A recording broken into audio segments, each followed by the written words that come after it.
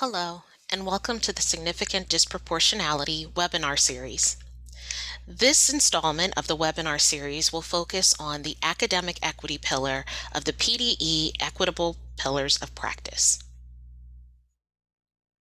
Please note, the resources presented in the series are not required as part of the significant disproportionality process. These are simply to offer guidance should an LEA choose to seek out training and/or technical assistance. Welcome to a review of the Academic Equity Pillar from the PDE Equitable Practices Hub. As you can see in the infographic, the Academic Equity Pillar is one of 6 pillars that are specifically connected to equity in the Commonwealth.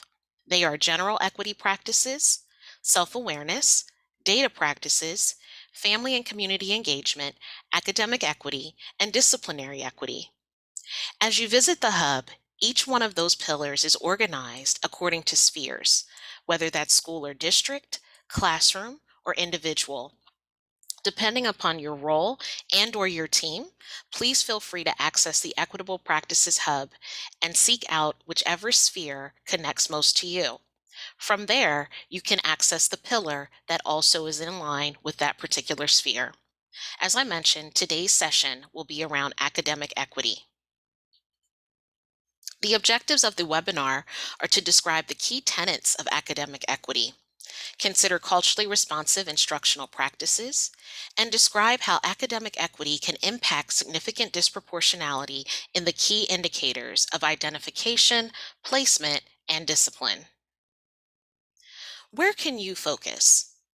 As educators or related service providers, how can you evaluate your current understanding of academic equity?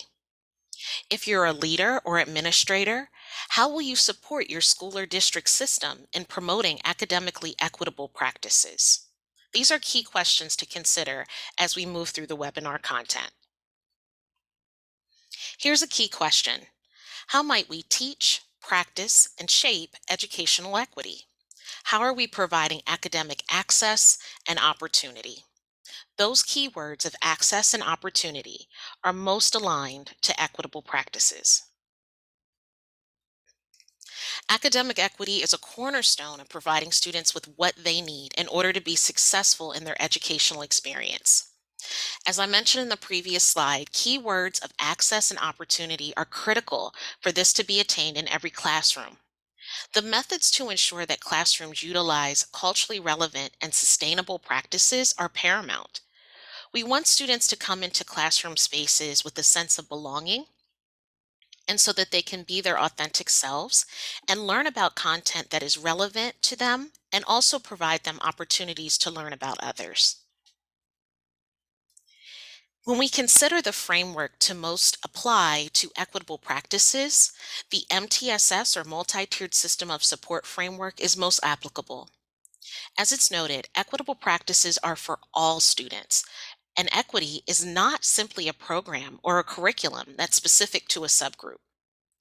As we consider MTSS, these are systemic approaches that focus on academics, behavior, and social emotional outcomes. Dr. Amber Green from the University of Texas at Arlington has said, equity implementation is MTSS. When we're creating an infrastructure that allows for tiered supports for students to get what they need, which is the core definition of equity, that is MTSS at its root. It's important to note that equity starts at that universal tier 1. What are the key tenets of multi-tiered systems of support? As we consider those key tenets as they relate to our Pennsylvania interpretation of MTSS, we want to highlight the following. Some key tenets are standards aligned, high quality core instruction. At that tier 1 level, universally, every student is receiving that high quality, whether that's academic instruction, behavioral instruction, or social emotional instruction. In addition, universal screening, evaluating the health of your system, determining which students are in need of specific supports at those specific tiers, universally, which students are responding to the overall core instruction and which might need some additional support. This also speaks to shared ownership. No longer can we talk about students belonging to a certain teacher or to a certain classroom. In MTSS, there's shared ownership across all levels of expertise. So, when we think of a reading specialist who supports a group of students who may be having difficulty in reading, shared ownership would say that there may be other expertise at the school building that can also support that group. And so it's important to know that those students don't just belong to that reading specialist. There are many other levels of supports that could be offered to help that particular person expand their toolkit and also expand their reach. With database decision making, this I would say is one of the most key tenets of MTSS. Everything should be based on the data that's in front of us. So if we're seeing students who are not responding to that high quality core instruction, based on the data, whether that's universal screening data or progress monitoring data, how are we making informed decisions on where students can receive the best supports? And how can we evaluate our own infrastructure to see where we can make some systemic changes? Response to intervention, or RTI. It's pretty important to designate that RTI is a methodology to determine if students are responding to an intervention, to say whether or not they should be receiving additional supports and or moving towards becoming identified in special education. That is the methodology. MTSS is the overall system and structure that supports the practices that are happening. We also know that family engagement, as we've heard in a previous webinar, is critical to MTSS. Families drive this work, and so they have to be at the decision making table to help us know what is working and what is not. And lastly, professional learning. There's no way that we continue to do a one size fits all approach. Professional learning speaks to us having cultural humility, a willingness to learn, a willingness to be lifelong learners, and ensure that the practices that we continue to grow around are best supporting the students that we have in front of us. So, as we think about moving from systems to classroom, the previous slide really spoke to those global systemic structures. At the classroom level, how do we ensure that we're providing culturally relevant pedagogy? So these are things that allow for students to not only see themselves in the content, but be connected to the content and have a space to feel that they can belong. Culturally responsive practices speak to allowing students to have an outside view to different experiences, have a view of themselves in the content that's provided, and also have the opportunity to engage in flexible instruction and understanding that there's different approaches that may work for different groups of students, but also knowing that when we do that, we're creating a system where students are able to ebb and flow and learn in the way that best supports them. Equitable instruction also lends itself to that, whether it's academic, behavior, or social emotional. We want students to have the opportunities to have access to that type of instruction to ensure that we're fulfilling the needs of the whole child. And lastly, how can we provide safe and positive learning environments for brave conversations? So we know that in any classroom, there are many things that come to the classroom that allow us to think about society as a whole. How can students engage in safe dialogue where they can express their opinions and express their worldviews and have the opportunity to dialogue with others that may have differing views? And so, as we think about this, Chaparro, Nice, and McIntosh in 2015 released a publication through pbis.org around engaging instruction to increase equity in education. They highlighted four particular instructional strategies that are really critical to ensuring that equity happens. The first is the use of explicit instruction. And as you can see in the table, it articulates the purpose of each one of these strategies. So the purpose is to clarify student learning expectations and teaching objectives. What is it that we hope to accomplish by the lesson that we're providing? The publication also offers users questions to consider. So in this particular webinar, we only highlight one of maybe 5 questions that the publication provides. But one is, did I lead students through doing it on their own? Did I create enough of the instructional practice where they are confident enough to proceed? The second strategy is to build and prime background knowledge. The purpose is to create shared foundational schema to optimize student learning. The question to think about: do I have a basic understanding of my students' cultures and how that may affect their background knowledge, participation, or understanding of new knowledge? So, an example that is often shared is if a teacher says, what did everyone do on summer vacation? There's a great likelihood that in certain classrooms across the Commonwealth of the nation, a summer vacation is not common. And so that's the building and priming of background knowledge to know, is this a common experience? And if it's not, how can I build in some background knowledge so that everyone has an opportunity to access the content? Increase opportunities to respond. This really speaks to high degrees of student engagement and practice. So, a question to think about is: did I provide an equitable number of opportunities to respond for all student groups? So, if there are certain students who don't always participate verbally, are there other mechanisms to ensure that you're getting engagement across the board in that classroom? And then lastly, provide performance feedback. So the purpose is to structure teacher knowledge of student progress and provides opportunities to correct misunderstandings. One of the most high leverage practices in formative assessment is the concept of feedback. So the question to think about is: am I providing performance feedback to students in multiple ways that are appropriate for their needs? Feedback is critical because it allows the student to know whether or not they're on the right track, and also how they can probably move to the next step. And so that would be critically important to ensure that whatever feedback we're providing, it can't just be good job. It has to be a little bit more in detail. And also thinking about those methods of engagement or methods of communication that might be different student to student. So, as we consider culturally relevant, culturally responsive practices, some things to think about from an academic equity space would be those real world connections. Students come to us, as we know, from various backgrounds, experiences, etc. What can we do within the context of our classrooms to create critical practices? So these may be personal reflection prompts. So, for instance, looking at literature or looking at a social studies book or etc., how does the text connect to your personal experiences? What inspires or upsets you about the text? What questions does the text raise? How do you see issues from the text playing out in your school or neighborhood? Remember that connecting back to being relevant to their lived experience. And what do you want to change as a result of your reading?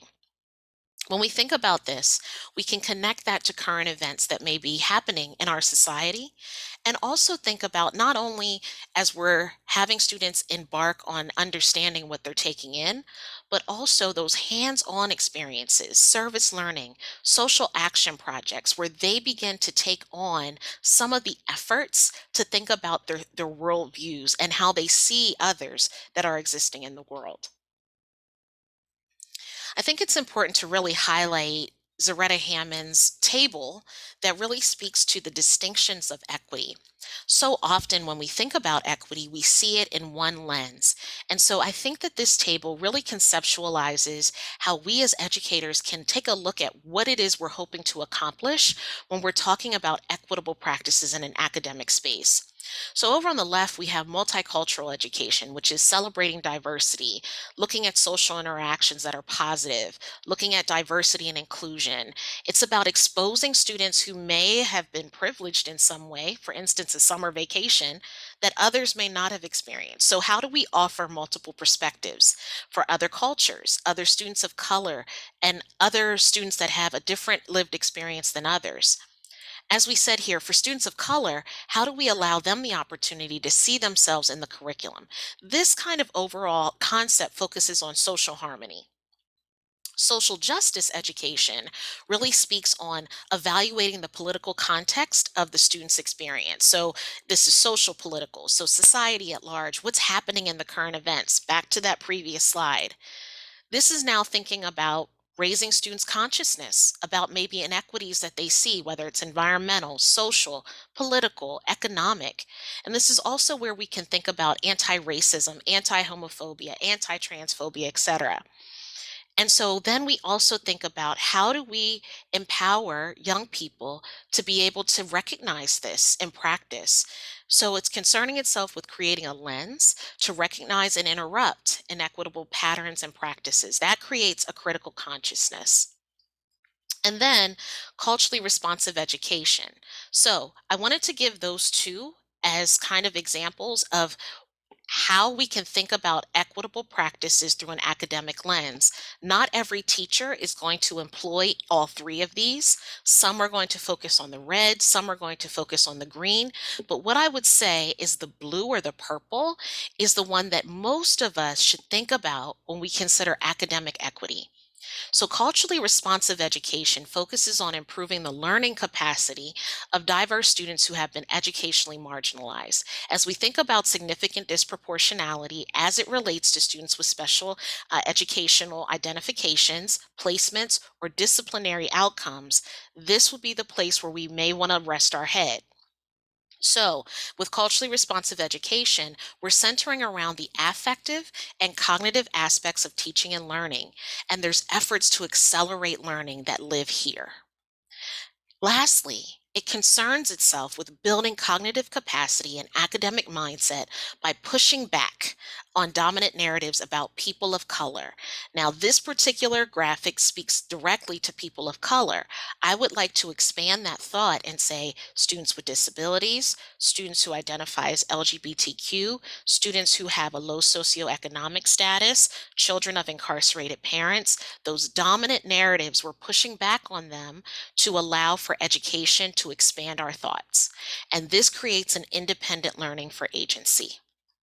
So, again, as we consider significant disproportionality, most often we're focusing on this purple section, which is again creating self regulated learners and allowing for students to be their authentic selves in the classroom spaces. So, how does academic equity support addressing significant disproportionality? It speaks to adopting an MTSS framework that creates a structure for addressing student needs at that right moment in their education. That right moment is that tiered structure. So depending on what our data is telling us, it often shows us where our students are strong and also where our students are lacking some skill. Depending on what that skill deficit might be, that right moment may be at tier two. That right moment may require tier three. That right moment may require special education or gifted placement. The MTSS framework allows us to know with some certainty where those supports should live for students. When considering identification in special education, placement, and or discipline, engaging instruction has the ability to create classroom climates for student success. As we saw in that table that are articulated with opportunities to respond, with feedback, these are core practices that can help support students that may have some of those skill deficits and determine appropriate tiered supports. Culturally responsive instructional practices provide students with relevance to the content. How does this connect to my lived experience when I have to walk miles to school every day? Or if I have to be bused an hour and a half because I live in a rural community and my school is that far away? How do I make the content that's being taught relevant to me and the experience that I bring? Mirror window and sliding glass doors. These are experiences that support all students. And so when we provide instruction, it's important for us to really consider having a mirror where students can see themselves in the content provided, a window where they can look out and see the experiences of others, and a sliding glass door where they can step in and step back out and take perspective and then step back out into their own perspective through that sliding glass door experience. If you'd like further information about multi-tiered systems of support, our patent website has a plethora of resources and speaks to those key tenets that I highlighted at the beginning of the webinar. Please know that if you do have any other questions or requests for technical assistance, please do not hesitate to reach out to the MTSS Equity team at Patent. Please visit our website at www.patent.net and you'll be able to see the MTSS Equity section under Multi-Tiered Systems of Support. Thank you for your time.